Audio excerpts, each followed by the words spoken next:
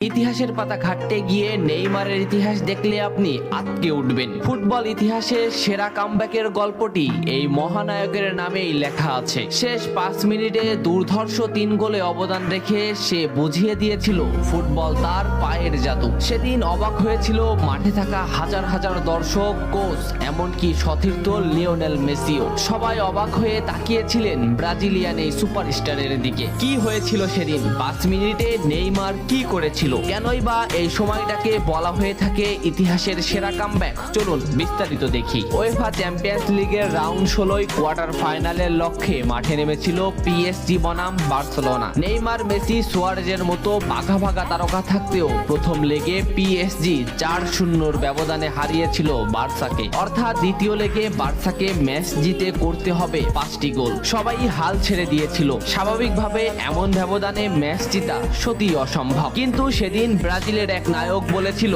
এটা সম্ভব, আমরা এটা করে দেখাবো। যেভাবেই হোক না কেন আমরা দলকে ম্যাচ জেতাতে চাই। 2017 সালের 8 মার্চ অনুষ্ঠিত হয় এই ম্যাচের দ্বিতীয় লেগ। ম্যাচের শুরু থেকেই ক্ষিপ্ততা আর দক্ষতা দেখাতে শুরু করেন নেইমার। এই ম্যাচে যেন আবির্ভাব হয় কোনো এক নতুন নেইমারের। এই নেইমারকে তো কেউ চেনে না। ম্যাচের 3 মিনিটেই লুইস সুয়ারেজ পেয়ে যায় প্রথম গোলের দেখা। এরপর নেইমারের ক্ষিপ্ততায় একের পর এক আক্রমণ সাজাতে থাকে বার্সা। এদিন যেন নেইমারকে কোনোভাবেই আটকাতে পারছিল না পিএসজি। নেইমারকে আটকাতে একের পর এক ফাউলই বেছে নিয়েছিল তারা। ম্যাচের 40 মিনিটে লেভিনের আত্মঘাতী গোলে বার্সা পায় দ্বিতীয় গোলের দেখা। ম্যাচের 50 মিনিটে ক্ষিপ্ত থাকা নেইমারকে ডি বক্সের ভিতর ফাউল করে ফেলে দেওয়া হয়। এতে বার্সা পেয়ে যায় পেনাল্টিতে গোল করে দলকে এগিয়ে নেন লিওনেল মেসি। তবে যেমনটা ভাবছিলেন এই ম্যাচের গল্প ফুটবল বিধাতা তেমন ভাবে লেখেননি। 62 মিনিটে বার্সার কফিনে শেষ প্যারাটা পুড়ে দেন এডিনসন কাভানি। এতেই স্তব্ধ হয়ে যায় ক্যাম্প নু।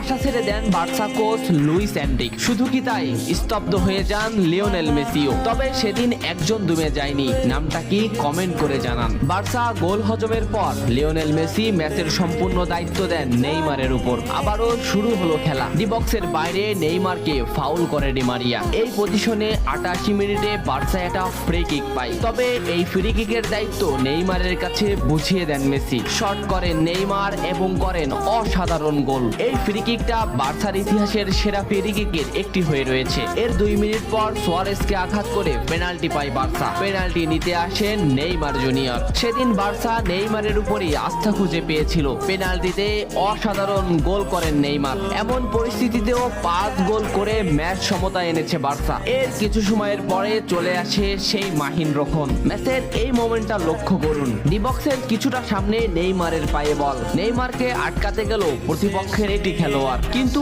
নেইমার শর্ট মোমেন্ট নিয়েও শট না করে বলটি সামনে আগালেন। এই মোমেন্টটা লক্ষ্য করুন। নেইমার একবার গোলের দিকে তাকালেন। এতেই সে বুঝে ফেলেছে কোথায় বলটি দিতে হবে। নেইমার শট নিলেন। আপনি সাধারণ চোখে এটাকে একটা শট দেখলেও এটা হলো সেই শট যা লিখেছিল ইতিহাসের সেরা কামব্যাকের অধ্যায়। নেইমার এমন ভাবে শটটি নিয়েছিলেন যাতে রবের্তো শুধু পা লাগিয়ে গোল করেছিলেন। শেষ 5 মিনিটে সেরা 3টি গোলে অবদান রেখে সেদিন ইতিহাসের সেরা কামব্যাকের নায়ক হয়েছিলেন ব্রাজিলিয়ান এই সুপারস্টার। সবাই যেখানে স্তব্ধ হয়ে গিয়েছিল নেইমার সেখান থেকেই শুরু করেছিলেন। নেইমার বুঝিয়ে দিয়েছিলেন নিজের দৌড়ত্ব।